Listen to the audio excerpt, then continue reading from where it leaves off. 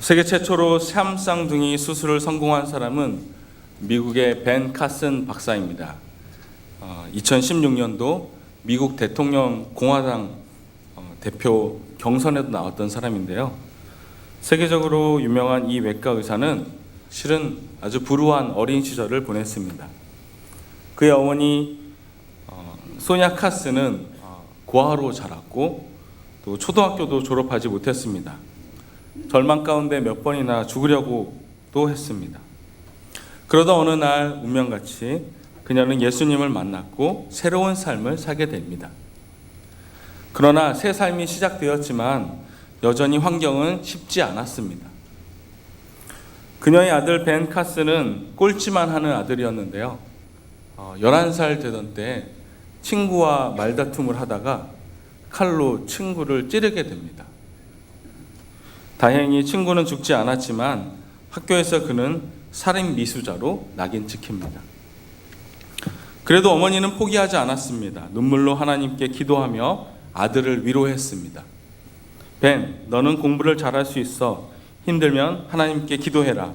하나님께서 반드시 너를 도와주실 거야. 놀라운 사실은 이 아들도 예수님을 믿게 되었고 꿈과 비전이 생겼습니다. 꿈과 비전이 생기니 공부할 마음이 생겼고 또 공부를 잘하는 지혜와 집중력도 생겼습니다. 결국 그는 예일 대학교와 미시간 대학의 의학부를 수석으로 졸업하고 30대 초반의 젊은 나이로 세계 최고 병원인 존스 홉킨스 대학병원의 소아외과 과장이 됩니다. 미국 언론은 그를 기적의 손이라고 부르는데요. 지금도 수술에 들어갈 때마다 그는 먼저 하나님께 기도한다고 합니다. 기도의 손은 기적의 손을 만들어내었습니다. 그렇습니다. 믿음으로 기도하면 그 손은 결코 실패하지 않습니다. 오늘 본문은 우리가 잘 아는 사건이 나옵니다. 이 사건을 시작할 때 자세히 살펴보면 예수님이 이 자리에 계시지 않았습니다. 예수님은 제자 베드로, 야고보, 요한과 함께 변화산에 오르셨습니다. 그런데 마침 귀신 들린 아이와 함께 한 아버지가 찾아왔습니다. 아버지는 예수님에 대한 소문을 많이 들었고 예수님께 나아가면 이 아들이 나을 수 있겠다라는 확신이 있었습니다. 그런데 마침 예수님이 안 계셨던 거죠. 하는 수 없이 이 아버지는 제자들에게 부탁을 합니다. 예수님이 베드로, 야고보, 요한을 데리고 가셨고 나머지 9제자가 그 자리에 있었습니다. 그런데 예수님의 제자들이 이 귀신 들린 소년을 치유하지 못했습니다. 마태복음 17장 16절을 보니 능히 고치지 못하더이다 라고 나옵니다. 이 제자들에게는 굉장히 굴욕적인 시간이겠죠. 예수님의 제자들이 이 아이를 고치지 못했다는 사건 때문에 오늘 본문이 시작하는 앞부분에 보면 제자들과 서기관들과 논쟁이 붙습니다. 왜 고치지 못했느냐? 고치지 못했는데 왜 시작했느냐? 이 논쟁이 한참 진행되고 있을 때 예수님이 등장하십니다. 그리고 예수님은 이 사건을 듣고 그 아이를 보기 원하셨습니다. 19절에 보면 그를 내게로 데려오라 하시매 드디어 예수님과 이 아이가 만나게 됩니다. 20절에 그 상황을 자세히 설명하는데요. 이에 데리고 오니 귀신이 예수를 보고 곧 그 아이로 심히 경련을 일으키게 하는지라 그가 땅에 엎드려져 구르며 거품을 흘리더라. 심상치 않은 분위기입니다. 이미 이 귀신 들린 아이는 예수님의 존재를 눈치챘습니다. 그래서 이 귀신이 아이를 더 힘들게 하는 거죠. 경련을 일으키게 하고 몸을 땅에 던져서 극심한 고통을 느끼게 합니다. 아들을 바라보기만 해야 하는 이 아버지의 마음이 얼마나 아팠을까요? 이때 예수님도 국률한 마음으로 이 아이가 언제부터 이랬는지 어떻게 되었는지 자세히 물어보십니다. 아이 아버지는 예수님의 질문에 대답을 하며 자신의 속마음도 내놓습니다. 22절입니다. 귀신이 그를 죽이려고 불과 물에 자주 던졌나이다. 그러나 무엇을 하실 수 있거든 우리를 불쌍히 여기사 도와주옵소서. 상당히 도전적인 문장입니다. 예수님을 향해서 할 수 있으면 고쳐주세요 라고 하는 거죠. 그도 그럴 것이 이미 이 아버지는 예수님의 제자들을 만났고 거기서 고침을 받지 못했습니다. 그러니까 실패한 경험이 있는 거죠.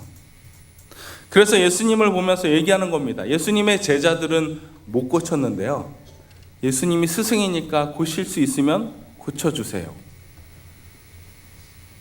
긍정도 아니고 부정도 아닌 예수님을 전적으로 신뢰하지 못하는 이 아이의 아버지의 모습입니다. 그런데 우리도 때론 이런 모습이 있지 않나 생각해 봅니다. 기도를 했는데도 즉각적으로 이루어지지 않을 때, 내가 간절히 바랐는데 그것이 이루어지지 않을 때, 우리도 이 아버지와 같은 마음으로 예수님을 대하지 않습니까?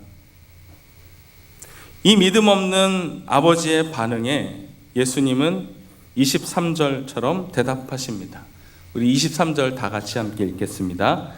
예수께서 이르시되 할 수 있거든이 무슨 말이냐, 믿는 자에게는 능히 하지 못할 일이 없느니라 하시니 아멘. 예수님은 즉시 말씀하십니다. 할 수 있거든이 무슨 말이냐, 믿는 자에게는 능히 하지 못할 일이 없느니라. 우리 옛날 개역 한글 번역에 능치 못할 일이 없느니라 라고 얘기하십니다. 그렇습니다.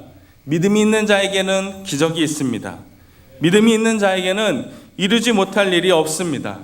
믿음이 있는 자에게는 예수님이 함께 하십니다. 예수님은 지금 이 아이의 아버지에게 믿음을 가지라고 얘기하시는 거예요. 믿음이 없었기 때문에 고침을 받지 못했다라고 지적하시는 거죠. 제가 자랑거리는 아니지만 신학대학원에 여러 번 떨어졌습니다. 나름 기도도 열심히 하고 공부도 열심히 하고 스터디도 계속했는데 몇 번을 떨어졌습니다. 계속 떨어지다 보니까 낙심이 되더라고요. 기도를 더 해야 되나? 새벽 기도도 빠진 적이 없는데, 같이 공부하던 친구들은 후배들까지 다 입학을 하고 저만 홀로 남았던 그 시절이 매우 힘들었습니다. 심지어 하나님이 부르심이 아닌가라고 생각할 정도였습니다. 아시겠지만 그럴 때는 기도도 안 되잖아요. 저의 최선을 몰라주시는 하나님이 야속했습니다. 하지만 그때 제가 포기했느냐? 포기했으면 제가 오늘 여러분을 못 만났겠죠. 묵묵히 자리를 지키고 앞으로 나아갈 때 하나님이 지금까지 이끌어 주신 줄 믿습니다. 오늘 본문을 자세히 보면요, 이 귀신 들린 아이의 아버지가 어디 있었는지를 볼 수 있습니다. 오늘 17절을 보면 무리 중에 하나가 바로 그 아이의 아버지입니다. 그러니까 다시 말하면 이 아이의 아버지가 예수님의 제자들에게 나왔을 때 못 고쳐서 낙심해서 돌아갔느냐? 돌아간 게 아니에요. 그 자리에 여전히 있었습니다. 왜 있었겠어요? 예수님을 기다린 거죠.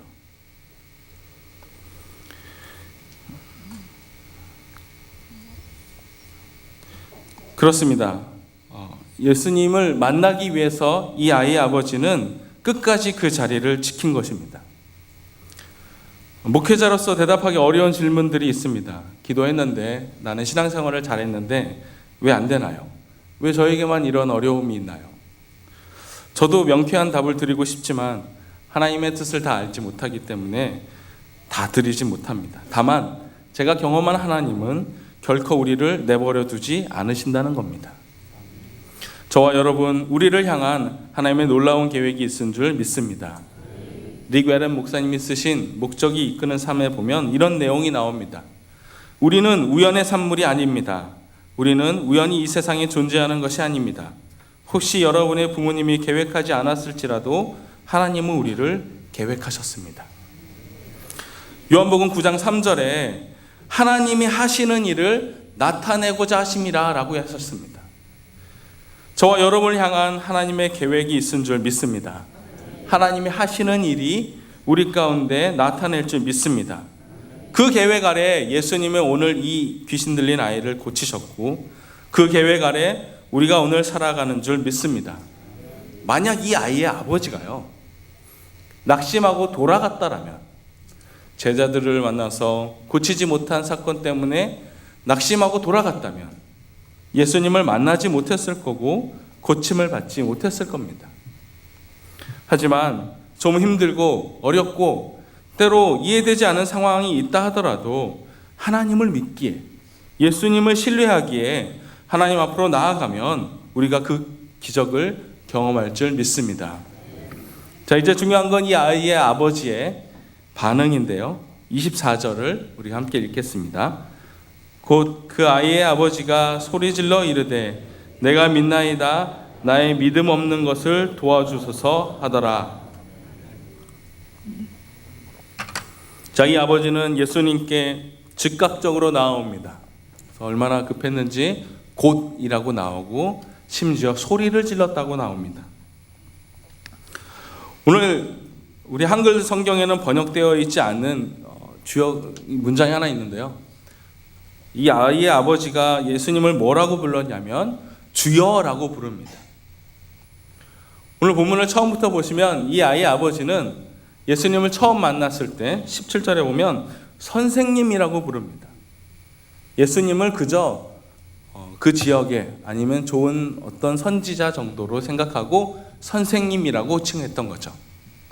그런데 예수님이 너의 믿음 없음을 얘기하셨을 때 주여라고 고백하는 겁니다. 다른 번역을 보니까 내가 믿습니다. 믿음 없는 나를 도와주십시오. 저는 믿습니다. 그러나 제 믿음이 부족하다면 도와주십시오. 라고 이 상세한 설명을 하고 있습니다. 이 아버지는 이미 실패를 경험했고 이 자리에 나왔습니다. 쉽게 이해되지 않는 상황에서 기도했지만 이루어지지 않았던 그 상황에 다시 한번 예수님께 나아온 겁니다. 예수님이 믿는 자에게 능치 못할 일이 없으리라 하셨을 때 이 아이 아버지의 마음에 믿음이 생긴 겁니다. 그래서 고백하기를 주여라고 했던 거죠.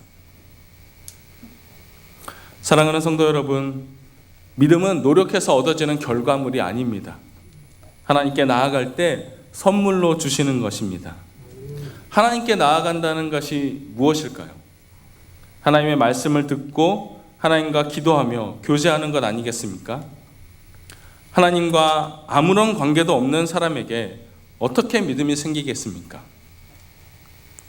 귀신 들린 아이의 아버지가 반신반의하며 예수님께 나아왔지만 예수님을 만나 말씀을 들으며 믿음이 생긴 것처럼 오늘도 우리의 삶 가운데 말씀으로 나아가며 기도로 나아갈 때 우리에게 믿음이 생길 줄 믿습니다.